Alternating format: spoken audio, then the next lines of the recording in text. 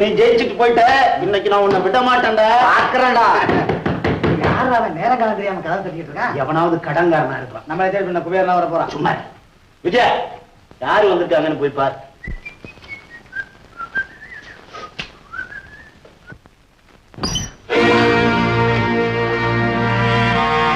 வாங்க மாமா, வாங்க வாங்க.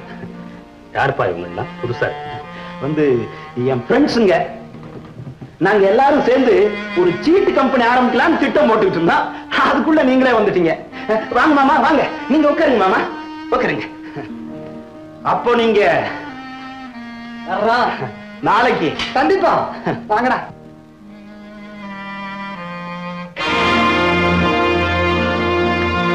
மாப்பிள்ள, சிட்டு கம்பெனி ஆரம்பிக்க திட்டம் போட்டீங்களா இல்ல சீட்டு கம்பெனி ஆரம்பிக்க திட்டம் போட்டீங்களா? மாமா, ஏன்பா இப்படி கெட்டு போறேன்?